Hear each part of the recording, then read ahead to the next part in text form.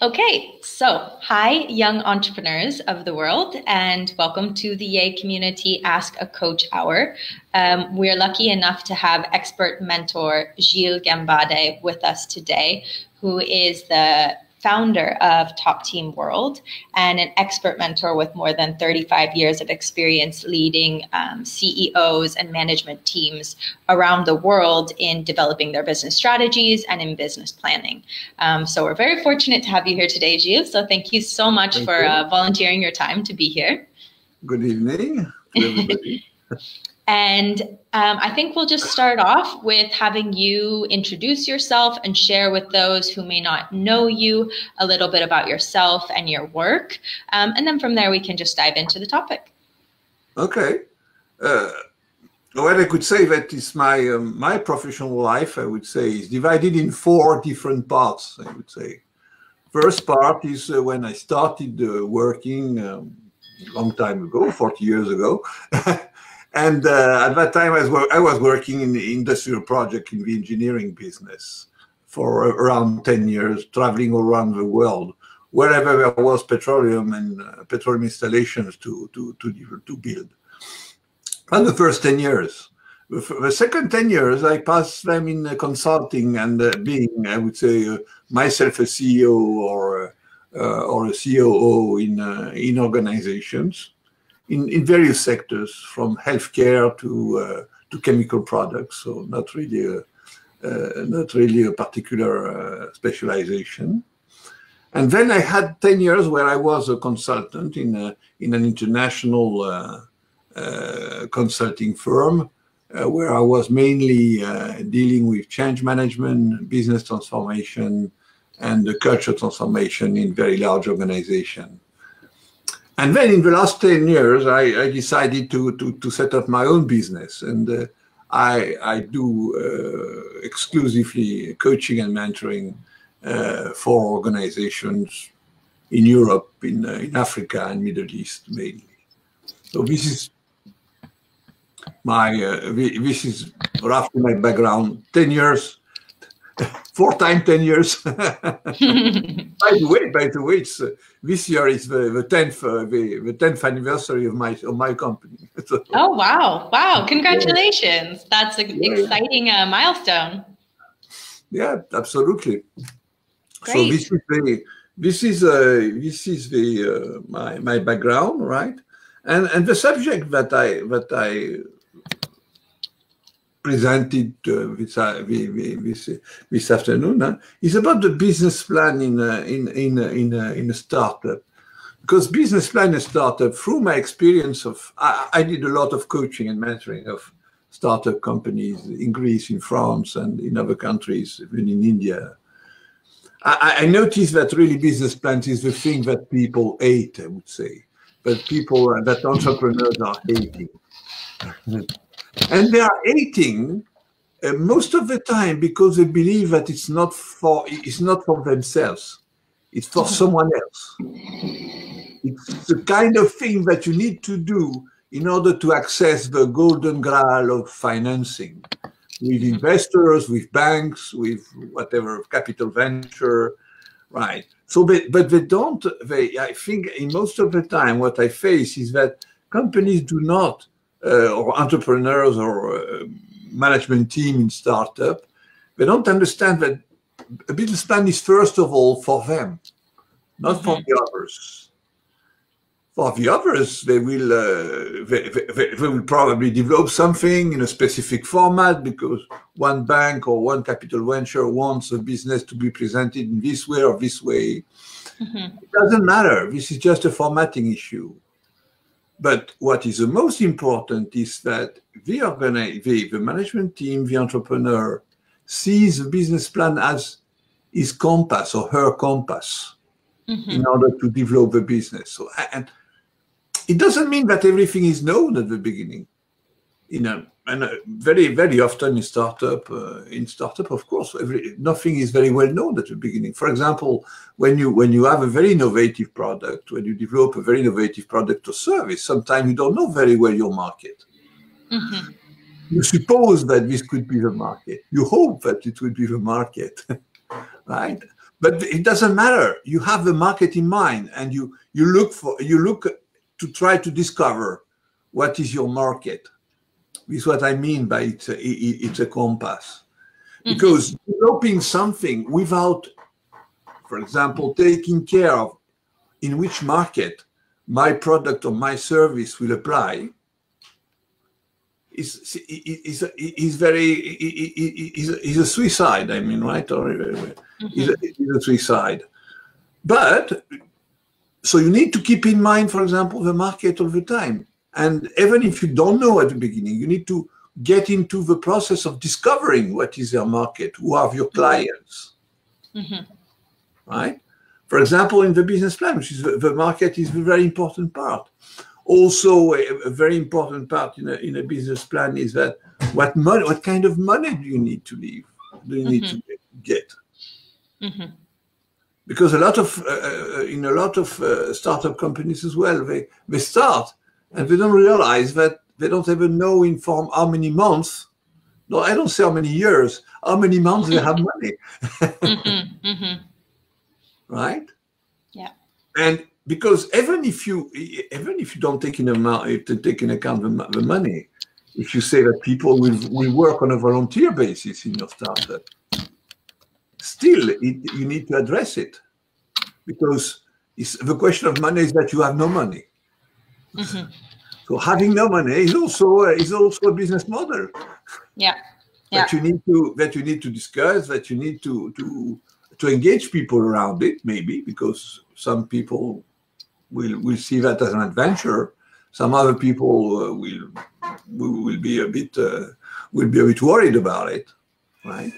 So you need to address the financial issue of your business. And the same thing at the beginning, you work on assumptions, and the more you work in your business, the more your assumptions are refined.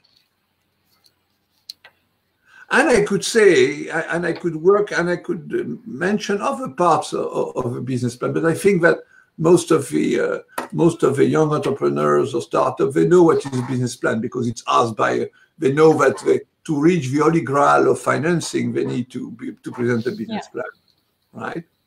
Yeah. But so I don't want to insist, but the same thing. The more your business plan is serious, the more you are taken seriously by possible investors. Yes.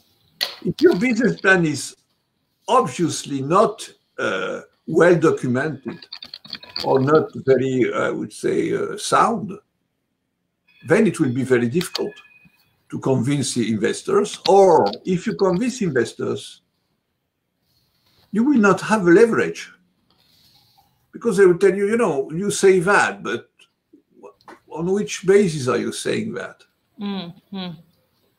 What makes you be sure that you will sell that? What makes you be sure that your product will be accepted? So the more you raise this kind of question, the less leverage you have with a possible investor or with a possible financing body, let's say, because it could be a bank, it could be a whatever, right? And the more your business plan is elaborated, the more confident you are to present it to a possible financing body. And the more it looks serious as well. And I think on that as well, entrepreneurs and startups, I know that there is a very trendy, I would say, it's very trendy at the time being of pitching in different places for different prices and so on. Honestly speaking, investors or financial bodies, okay, they can enjoy looking at that, but this is not business. This is show time. It's not because you reach a price of an internal you get an enterprise, but that financing, that finance bodies will look more favorably to your venture, to what you propose. They will always follow their rules, which is about what is your business, how your business can be profitable, what clients, can these clients buy it, when will it be available in the market? This will not change. It's not because you win 20 prizes in international context, that will change. Yeah. No, Finance definitely. bodies, they will tell you, okay, that's good. You won 20 prizes. But, we still want this information. So right? doing the business plan is really about doing the research, let's say. Yeah, it's a compass of a development. It's a compass. It means give you a direction. It's not everything, but it gives you a direction in terms of what kind of business do you want to develop. And it can be changed, of course. Business doesn't mean that you write a Bible and you follow Bible forever. No, it can change. But it's also a very useful team of dialogue with your collaborators, with your partners. Because if you discuss without having this kind of document or this kind of plan in mind, very often the communication is not fluid. Because somebody means something, the other one means something else. And you create a lot of misunderstandings. Okay. Inside your team. Okay, so it can be used to even guide within your team, as well as allowing investors or outside stakeholders, let's say, to understand your vision and where you're going and the research that you've done. Absolutely. So this is more or less the message I want to pass. I mean, do not consider the business plan as something that outside they ask. They ask from you this business plan. No, it must be your first. I would say it must be your priority as well. To very early to put down your numbers, to put down your plan, to put down your expectations, and work on them all the time. But successful entrepreneurs are not entrepreneurs who build a very successful business plan at once. There are people that work day and night on their business plan. Yeah. Reviewing them and modifying, changing, discussing with some other people, bringing new ideas. And So to that end, is reviewing and reevaluating, let's say, your business plan, something that with the, let's say, corporates or larger enterprises that you work with, is this something you ask them to do on a monthly basis, on a 6-month basis, every year? How often are you having them to go back and look at their business plan and reassess? If we look at large organization, this is a different cycle, of course, right? Large organization, they used to have a business plan for the next 5 years. Okay. Now it's over. There is no, I think there is no business when you have some kind of visibility for the next 5 years. So, so now the large organization, they build business plan for the next 2-3 years maximum. Okay. But there is a process every 6 months, every year maximum. But there is a formal process to review the business plan. Because in an organization, you don't work only for the immediate profit. You work also for the sustainability. You work for the development of the company. So in order to get, for example, in order to be in the position you want in the market in 2-3 years, maybe in a large organization, it needs a lot of preparation. It's not something that's happening like that. It needs preparation. People need to be developed. New competence need to be developed. New products need to be developed. Innovation is a very important lever in this, because if we know that in 3 years' time what we sell now will be totally a commodity, okay, what kind of innovation process do we need in order to build the product to develop a product of the future? Okay, great. So for a small startup, let's say, at least every 6 months or a year, they should be reviewing. For a small startup, it's every month. Every month, okay. So even more often. Every month, because things are changing all the time in startups. Things are changing all the time. When you go into a new venture, things are, you don't know many things. You think that you have something in your hand that will make money, so you know that, and you like it at the same time. It's important. But you don't know everything about it yet. And you need to discover. So you develop your concept, your business, and discovering your business, you review your plan, you review your business plan all the time. And in a startup company, you review it every month. Every month things are changing. We thought that our clients were there, and maybe our clients are not there. They are here. We thought that we needed, I don't know, 200,000 euro for a startup. Now we understand that maybe with 150 we can make it. We can be comfortable with that. So you review it every time. As I told you, an entrepreneur, a real entrepreneur, is not somebody who has everything in mind in the first day. It's somebody who is reviewing all the time, all parameters of the business. Yeah. And all parameters of the business are contained in the business plan. Got it. So for a young entrepreneur who has a startup, looking back at his business plan or her business plan can help them continuously be thinking through the process and maybe catching things or reassessing things that they thought they had figured out, and then they go back to it and they say, okay, we've done that and maybe it didn't work, so we're going to reconfigure this, I don't know, value chain assessment, and we're going to go somewhere else. So it just constantly allows them to continue thinking through their processes and their strategy. But what I described is this process. In a startup company, the business plan is really something alive that you need to look at the time. When you are in a mature business, in a large company, or even a medium-sized company, then your business plan, of course, is for a longer period. You don't review it every month and so on, because you have reached maturity in your business, so things are different. But at the beginning, no, it's very essential document to build your business model. Okay, great. Well, actually, that brings me to one of our first questions that we have about the business model. So, how to create the business model, how do the business plan and the business model tie in together?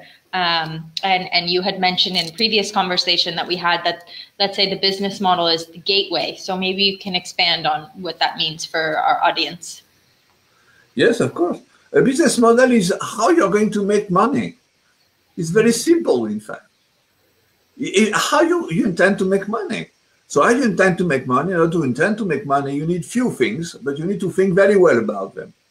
First, you need to understand what kind of product or what kind of service you want to offer. So you need to be very clear on that. And because based on that, you can now define what is your target group. What are your potential clients?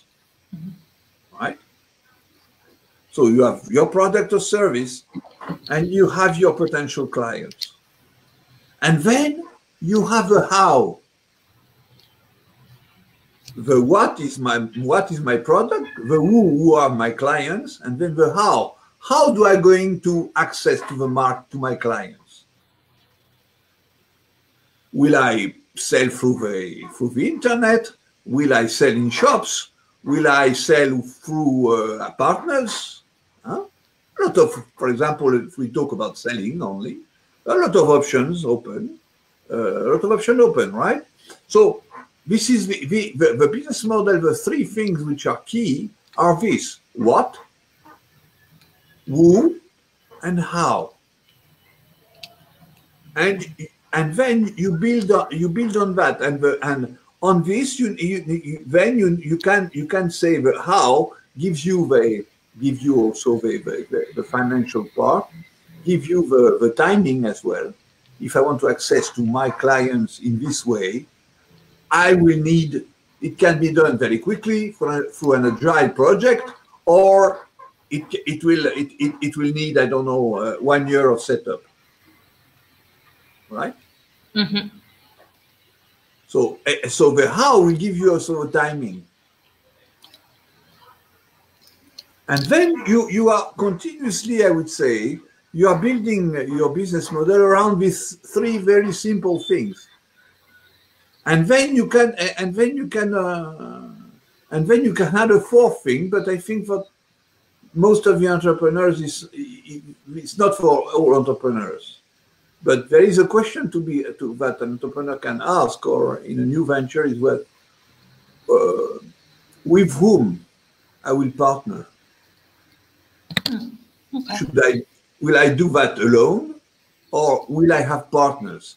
Partners, for example, is to decide that you need to access to some clients. In order to access to some clients, you think that the best way is to partner with another company which has already access to these clients. This is so, but it's not for all businesses. But you can have this question as well, which is, with whom are you going to do it? Who will be my partners eventually? Who could be my partners eventually? Right? So this business model is answering to these 4 questions. It's not very. It looks simple, but it's quite complex to answer in a successful way. I mean, right? To say that, okay, these 4 things are aligned, and this is producing money, and this is producing business. And then the business model should be translated via the business plan, let's say. Exactly. When you have a business plan, you have different format of business plan. I think it's no need to describe what's a business plan. You type business plan on the internet in Google, you will have 25 models of business plan available. You can select any of them; they are all good, I think. But what you need to have in your mind is these 4 things. The business plan is the translation of these 4 things. How these 4 things are combined with your business ID, for your business ID. And this combination, can be unique, or it can be not unique. It can be the copy of another business concept similar to yours, but you improve one of the parameters. For example. And just out of curiosity, so in your experience, what is kind of the area that a lot of small and medium enterprises overlook when analyzing or when putting together their business model? What is the area that they really struggle to comprehend and then to translate well into their business plan? Their clients. Okay. Their clients, most of the time, the younger entrepreneurs, they don't look enough to their clients. Because when you want to build a business, all the answers are with your clients. They will be the one liking your product or your services. They will be the person asking for your product or services. They will be the people paying for your services or products. So you need really to I would say, to get into the mind of your clients. A lot of companies, the mistake they do is focusing on the product. Okay. Because it's a technical part and we like it. Okay, we build a platform on the internet. It's a huge platform. It's beautiful. It's technology-wise, it's the top of the top. Will it attract clients? Nobody knows. Or who are the clients of this platform? Nobody knows. And the internet is a classical example of this. Well, how many people build a platform, so the product is a platform, and they never wondered if they are clients of this platform. And as clients of this platform, of course, you can attract clients with SEO means by advertising on Google and so on. But the same thing will happen. They go, when they go on your platform, what they look at is not what they want, they will go away. Attracting is not keeping the client. So it's the same problematic. And you don't solve the problem just because you use search engine optimization and you have so many clicks on your website. Having so many clicks on your website means nothing. It means nothing. I did the test myself with my training school. I'm not with my training school. I used to I would say, to sell this training. I would say through my well-known network and so on. And then I said, Gilles, you are stupid. I mean, right? Where is the internet? You know, where is the internet? You can access to hundreds of people and thousands of people, and you can tell them that your school is there and everything. So why? I tried. I said, okay, I will try. The result was zero. Result was zero.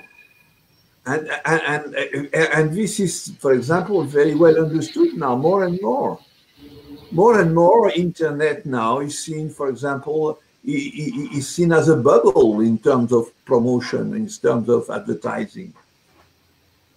Mm-hmm. Mm-hmm. A lot of questions are rising if you really sell something through the internet, if you can sell everything on the internet. Maybe you can sell a few things, agreed, Amazon is the best example, but, but a lot of things that you cannot sell on the internet. So thinking that, okay, I will go to the internet and I will sell, for example, training services, you know, it doesn't work. Mm-hmm. Okay. It doesn't work. Okay. Your website can be a reference point with information, so people are interested and they will go to a website to get more information, yes. Mm-hmm. So it means about the content. But saying that your website will be the attraction, no. Yeah. In many cases, no. So you see, this problematic of clients, this problematic, how do I access, who are my clients? How do I access my clients? And not going after trends now. People are going after trends. You know, the trends to access clients in retail a long time ago was a big supermarket. You know, the large supermarkets are disappearing now. All of the companies are having huge supermarkets outside the center of town. They rebuild smaller supermarkets in the centers of town. Why? Because people are fed up of doing 40 kilometers to go to the supermarket and spend all the day on Saturday in the supermarket. People want to do something else. So they want to have a supermarket closer to them, where they will spend only 2 hours. Yeah, yeah. And this is what we say we see in the business now, in the retail business. This is a clear trend. So what was a mistake of this big is that they developed a business model based only on one approach. On one approach. And now they are really struggling in order to change completely their approach.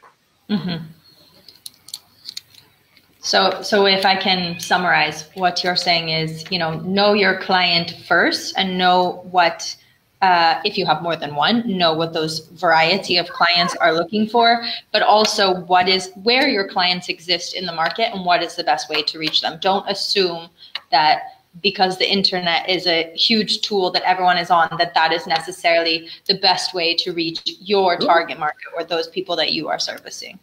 No. Probably I think so. Don't assume that things are given. Got it. I think the main thing the main part of the main I would say the main danger for a young entrepreneur is for few things to think that things are given. Oh, this is the trend, so it must be right. No, the trend means nothing. It can mean few things, but it doesn't mean everything. Yeah. And trends are constantly changing and shifting. And so, again, that trend may be in now, but, 10 weeks from now, it's out. Absolutely. Okay. Absolutely. Okay. So I'd like to then kind of build off of that and ask about now kind of moving into a bit of strategy. So strategy for SME.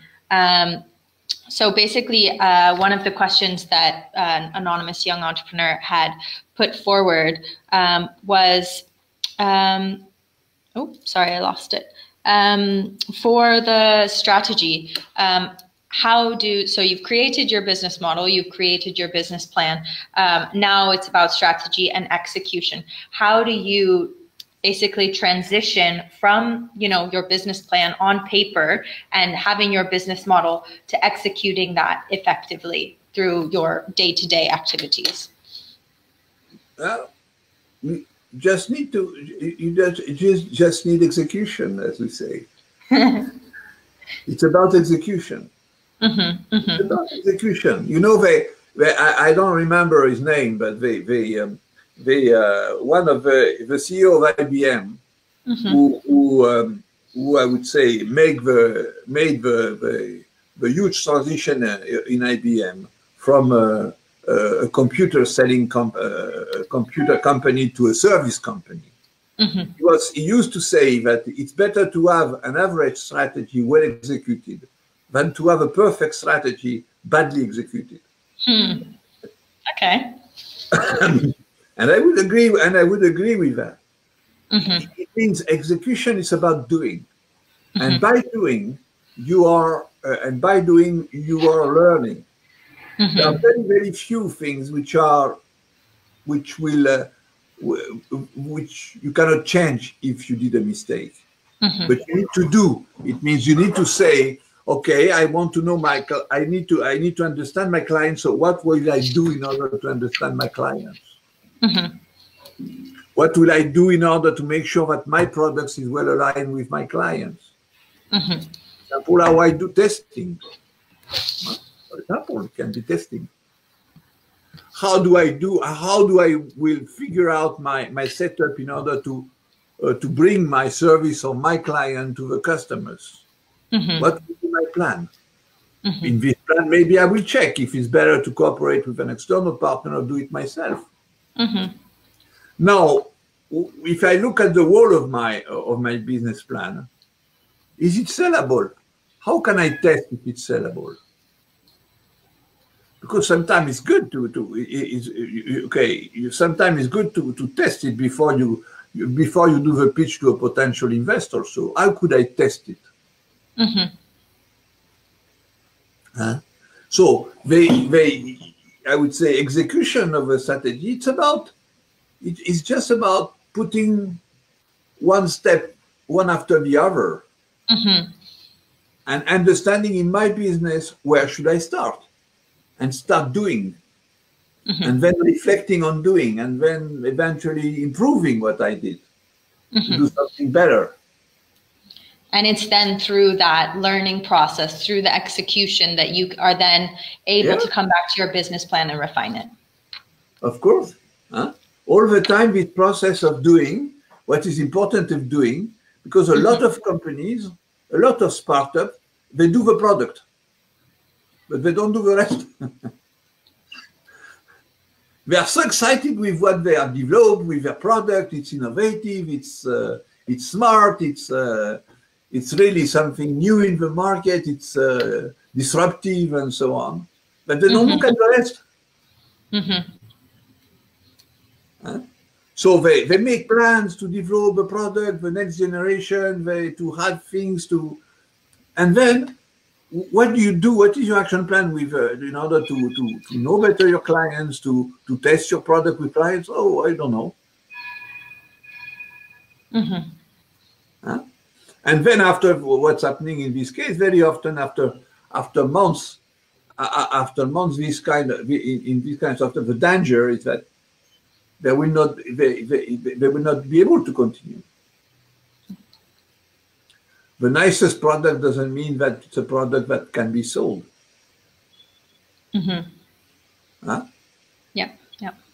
So again, for innovation, it's good in the research area, but in business, no. In business, it can be good, or it can be totally destructive. Too much innovation. You need to think always, my innovative product service, okay, can it be accepted now by the client? The telecom companies, they did this mistake with 4G networks years ago. You know, 4G networks were ready technically 15 years ago. And they tried to sell the technology to the people. Okay. And at that time, you had advertising. Oh, come to 4G. People who were not understanding why they were coming to 4G, but they were advertising 4G. And then 4G was a total disaster. The first launching of 4G networks was a total disaster for companies like Vodafone and other companies of this size, right? Mm-hmm. Why? Because 4G was really an innovative technology, and now we use it every day, right? Yeah. At that time, there was not the business setup in order to sell it to the people. So they tried to introduce this very innovative technology in the market, and they failed. And they took it back, and they understood what they have to sell to the client was something else first. For example, what can you do with 4G? To what does it give you access? Right? So you see how something very innovative at that time was a total failure in the market because it was not in the good timing. Yeah, yeah. Okay. That actually leads me to ask you about this innovative mindset, which you and I had discussed at a previous date. But you had mentioned that one of the key things that young entrepreneurs and startup entrepreneurs need to do when executing their business plan is to switch from this innovative mindset to this business execution mindset. So I was thinking perhaps you can elaborate on what you mean by that. What is this business execution-based mindset, and how does it differ from the innovation mindset? By definition, somebody who is very innovative is somebody who has, I would not say hundreds, but dozens of ideas every day. In different areas, So this is the profile of somebody who is very innovative.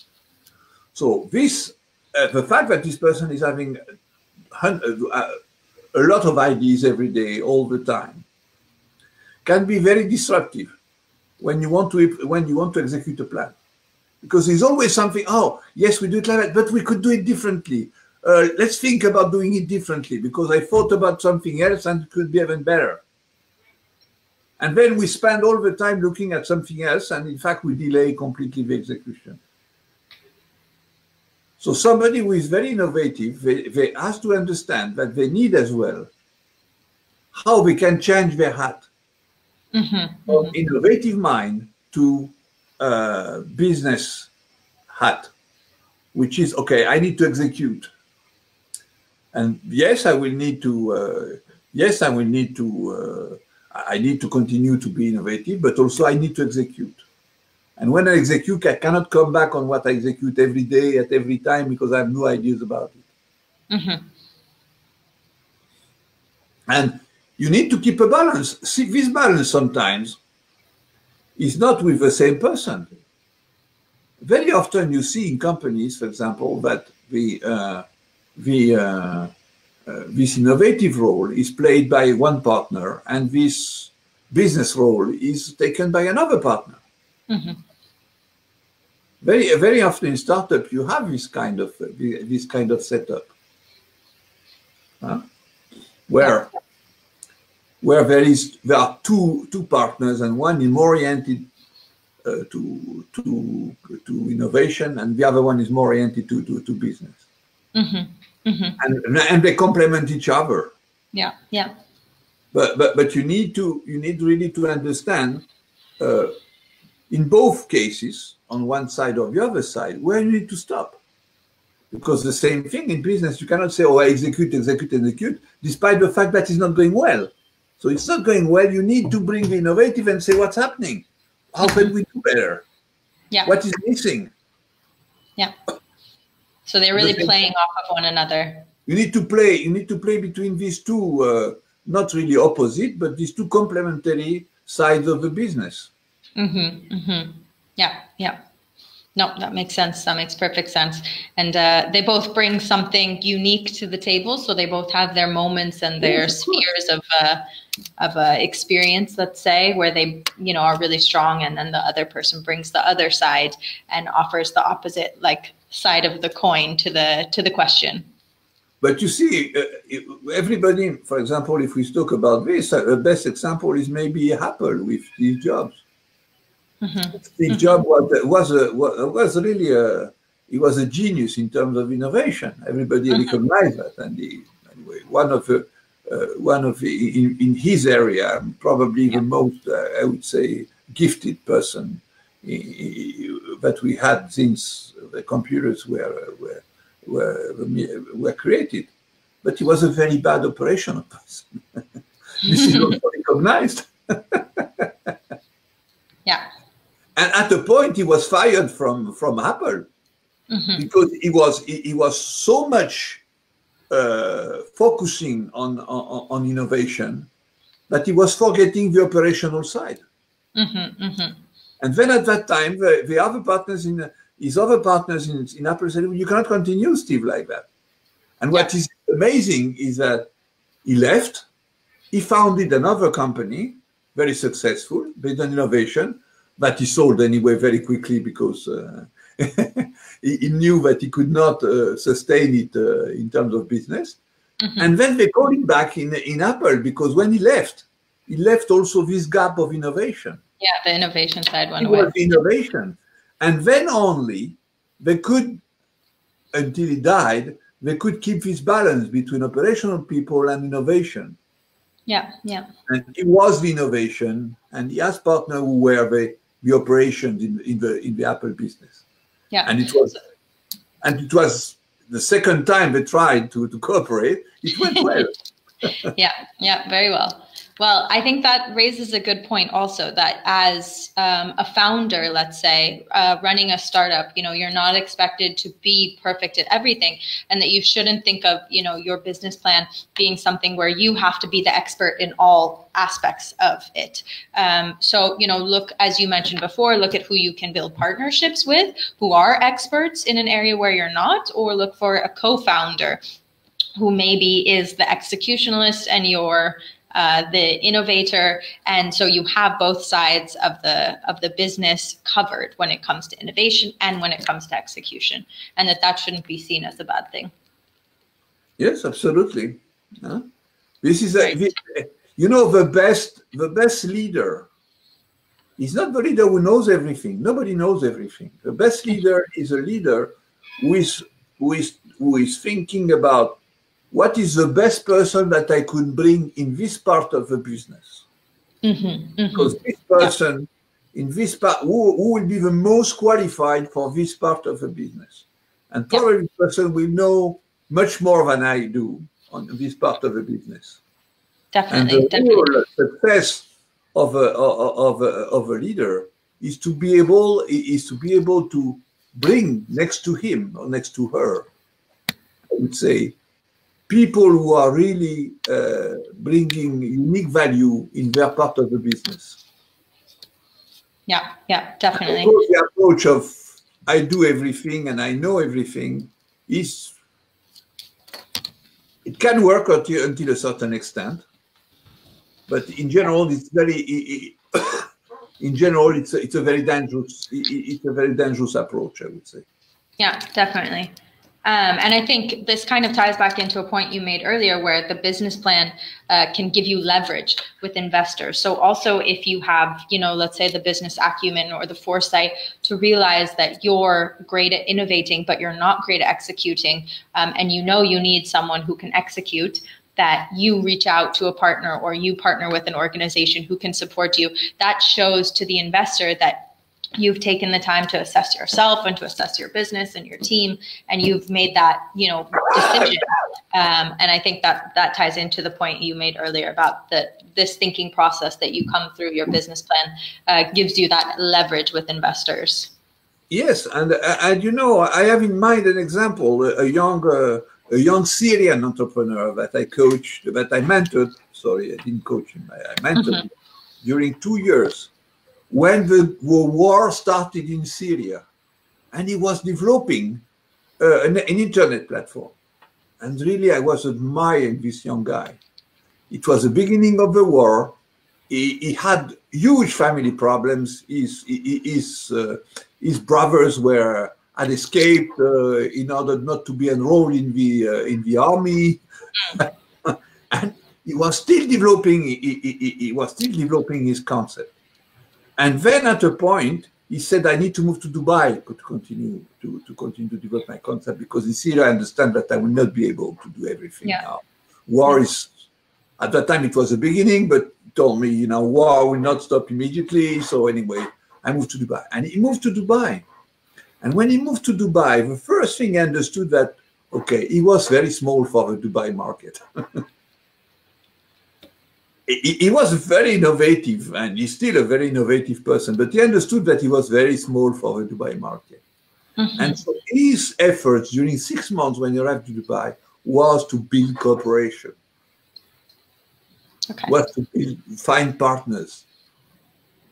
He let the concept apart for a while, and with the 6 months he focused on the potential partners.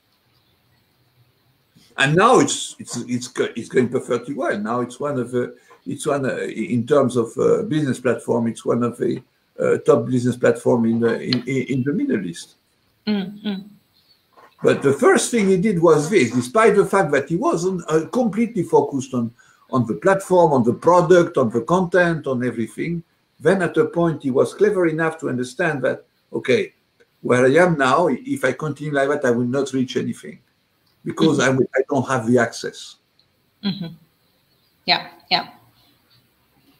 So I think this also, you mentioned earlier that, you know, constantly reassessing your business plan, but also this is going off of the moment for innovation. You know, when is the time to develop your concept? When you've developed your concept enough, when is it time to look for partners? When you've developed partnership, when is it time to execute? So I think, as you mentioned previously, you know, your business plan allows you to think about all these things and to also kind of get yourself situated with a framework to follow, a compass, as you mentioned, and I'm sure that you know, for him, he followed that. He first developed his concept and then followed it with building partnerships that could help him to expand on his concept and to grow it and to push it forward. Absolutely. Great. And now, in fact, what he reached is that he has a partnership with an international company which was his main competitor when he started. Wow. Okay. Great. Well, you know, actually, I wanted to ask you a question about something that you brought up in your introduction, that you work with larger companies on change management.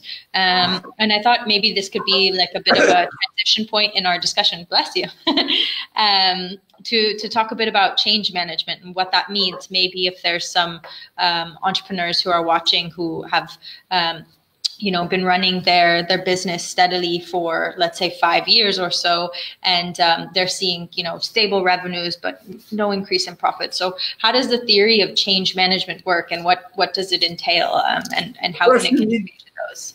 First, you need to find a meaning to the change. It means that at all levels, for example, you start with the owner. No owner of a business will change because it's nice to change. They will want to change. They will consider change because it means something for them in terms of business. Right? So the important thing is to find a meaning. Why should I change? What is the reason I want to change? Right? Because very often people say, okay, I want to change because the market is doing that. So I need to do what the market is doing. Okay. Yes or no? This is not so clear. Huh?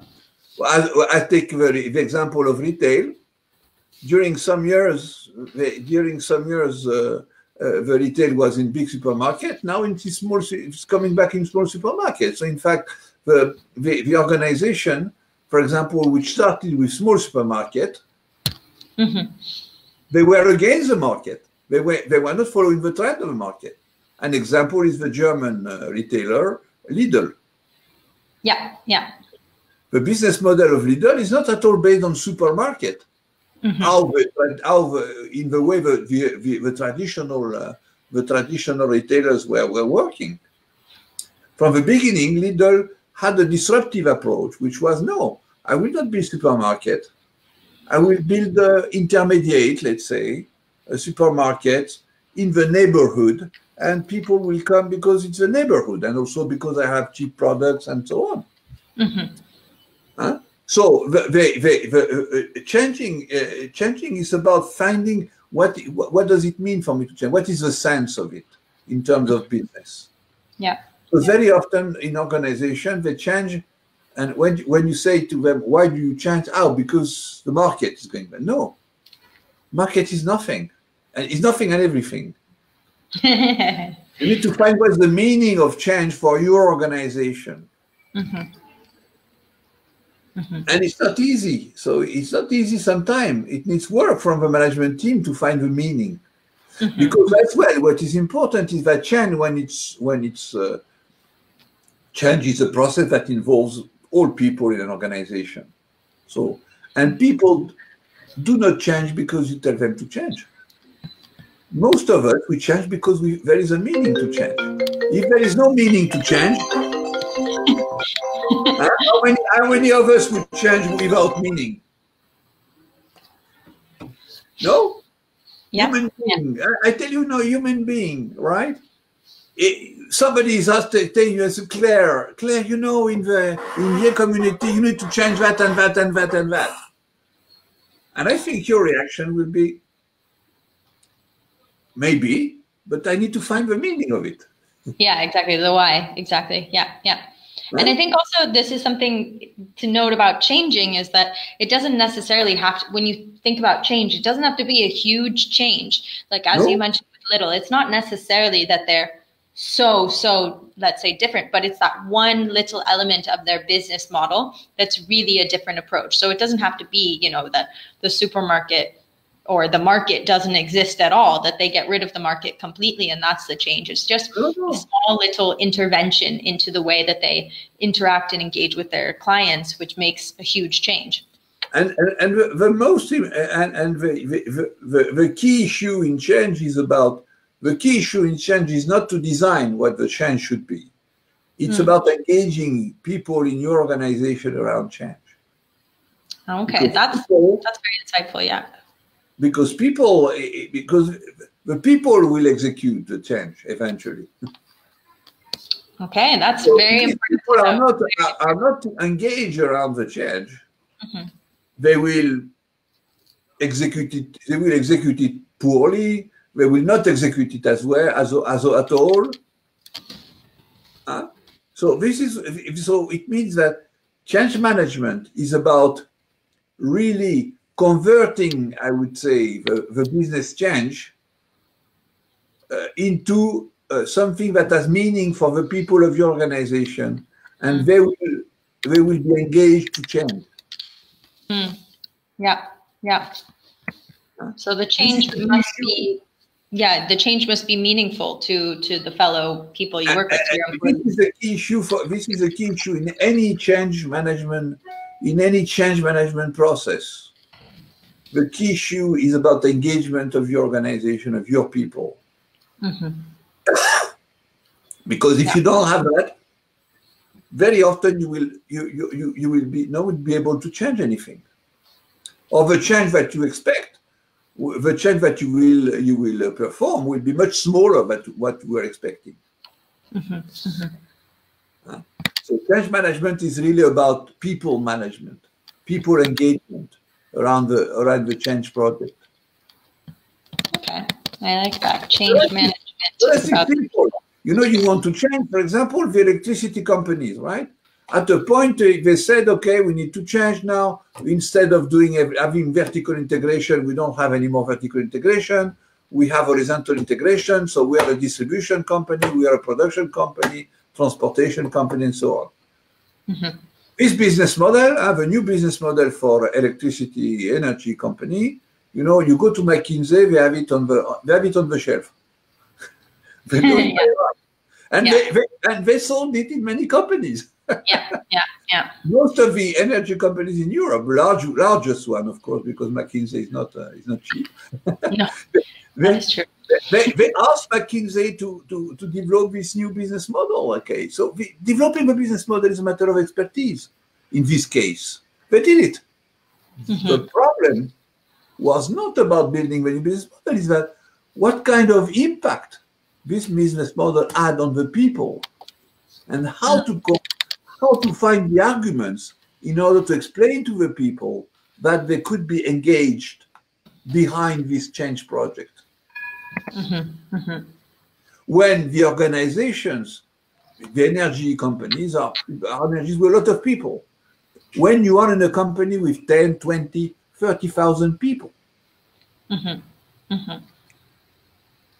This was the main problem. Interesting. Oh, it's interesting. It's really cool. I think that's great. And I think that's really important to hear that, you know, once you reach a certain size of your organization, that to really shift gears or switch your approach, it takes an internal push. So it's not just about, let's say, the client, but it's about getting your own team behind the new strategy. And because, as you mentioned before, they're the ones who are going to execute it. So if, you know, the new high-tech strategy is executed poorly, then it's not going to improve your company. But if you can get the team behind it, then off you go. Yeah, absolutely. Okay, great. So I'm just looking at the questions that the entrepreneurs had submitted to me earlier and the time. And it looks like we actually only have time for one more question. So I'm just thinking of what's the best one that we can close out with. Maybe, yeah, I think that some of these anecdotal insights you have from your own career are really interesting. And maybe because, as we mentioned, some entrepreneurs, some young entrepreneurs think they can kind of jump into enterprising without a business model. So have you ever worked with a CEO or a large corporate that didn't have a good, strong business plan in place? And if the case is that you did, you know, what happened to them? Were they able to put in place a good business plan and figure it out, or was it all crash and burn? It happened many times. It happened many times because, especially, you know, there are different in big companies. For example, there's a big difference between headquarters and affiliated in countries, for example. Yeah, of course. Yeah. And very often, strategy, business development, everything is very centralized now. And in countries, it remains very operational, which is a short term. What kind of result do we need next year? Or this year? Now, in 2 years' time, we'll see what will happen. But at least let's look at what we can get this year or next year. And then in this kind, and then they don't build a business plan, or they build what I could say a non-realistic business plan just to please the headquarters. They do something, send it. It's a process of standing every year a review business plan, but in fact it doesn't mean anything. And then the market change in their country, and they are not able to cope with the change because they had not anticipated any change. They had not anticipated any change in any change, so they are not prepared for it. And if they are not prepared for it, of course they will not be destroyed, but the company can lose, I would say, the business for a while, because anyway, in multinational, there is always some kind of rebound on that, no problem. But they lose the business for a certain period of time, for 2-3 years, they lose the business. They are getting into recession just because they were not able, the market changed, and then at a point they were not able to follow this change. They were not prepared for it. Oh yes, it happened a lot of time. In the last years, it happened a lot of time in Greece. Because look, during years, Greece was in recession. Yes, we know that. Right? Yes. Almost, we avoid the bankruptcy. Just barely. Greece was in recession, so it means that the business plan of people of the companies installed in Greece, for example, was really to survive. Yeah. It was a survival mode. How to cut costs, how to improve efficiency, to spend less, to keep our market shares. Nobody was thinking, I need to increase my market share. It would be, how can I preserve my market share? How can I contain my cost? how can I spend less? Okay, this was the thinking. Now Greece, for the last in the last year, let's say, restarted to restarted in very okay. In some sectors going very slowly, in some others is going faster. Mm-hmm. The problem of many companies now is that this company during years they build a culture of survival, and now they are not able to come back to a culture of development. Okay. Okay. Because they are not they have spent in Greece for some companies have spent 5-6 years in a recession. Mm-hmm. After 5-6 years, the management team has developed this culture of survival. And when you say to them now, okay, now survival is still a concern, but not so much anymore. Now you need to look at how to redevelop the market, because the market is opening, because okay, some money is coming and so on. So the economy restarts in Greece. Mm-hmm. But at that time, people are not, in these companies are not ready, because they are still in the survival mode. Mm-hmm. And it's very difficult for them after 5-6 years to switch. Yeah, I can imagine. Yeah. So time to go back to reassessing the business plan and changing things up. Exactly. Okay, great. Well, actually, we're out of time. So I'd just like to kind of summarize all of the really essential insights that you provided over the course of this past hour for the viewers. If you watch nothing else, then watch the summary. So some of the key things that I had noted down that you had mentioned were that the business plan is like a compass, and it really gives definition to your business model, which then can provide, basically insight to investors and to any other stakeholder you approach, that you've done your research and you understand the various elements of your business. You've taken the time to do the research, to think it through, and to write it down in a clear and concise way. So that's one thing, that it's a compass. The second is that the business plan should constantly be reviewed and refined. For a small to medium enterprise, that can be monthly to 6 weeks, to at the very longest a year. But this shows that when you've gone into execution, that you've consistently come back to your business plan to say, okay, this worked, this didn't, let's rethink this. And finally, you've mentioned that understanding your market and also understanding your client are really, really essential components to the business plan. And I think what I also got out of this conversation is that also understanding where your clients are, how you're going to reach them is also essential. And that, maybe the product actually comes second to knowing what your clients want, what they need, and how you're going to get that to them. And yeah, we had some great insights as well on change management for some more experienced entrepreneurs who are watching, that the change needs to be implemented and really felt from within the country to be executed properly in the market. I think that's pretty much the core of this conversation. Is there anything before we go that you would like to add, Gilles? No. I think that you. And I really recommend to all startup companies and so on to find a mentor. It can be a person they admire. It can be an organized process, for example, as the one you have in YA community. It can be something else. It doesn't matter. Find a mentor. Find somebody who is external to your organization, mm-hmm. and who can really bring to you the third party high. Yeah, great. And that's I know. I think we didn't have that 30 years ago, because the mentoring was during many years was almost totally abandoned. When it is one of the most ancient I would say practice in the world. Yeah, you know where the mentoring started? Greece. And we finish with that. In Greece, in Ithaki, during the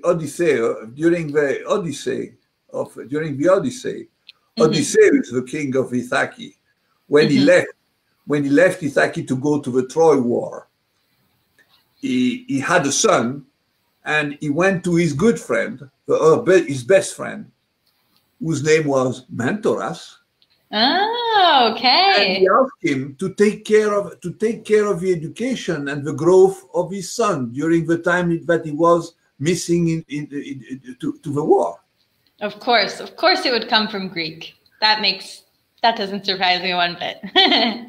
Okay, excellent. Well, and with that, young entrepreneurs from the Yay community, we close. Now you all know that mentor comes from Mentorus, who was a Greek, the first original mentor. Exactly. All right.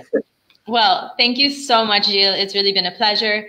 And if any of the young entrepreneurs that have been watching are interested in connecting with you, they can always reach out to you through your Yay community profile. You're very engaging and you have a great process, and I know that firsthand. So yeah, hopefully you can get in touch with Gilles and see how he can support you.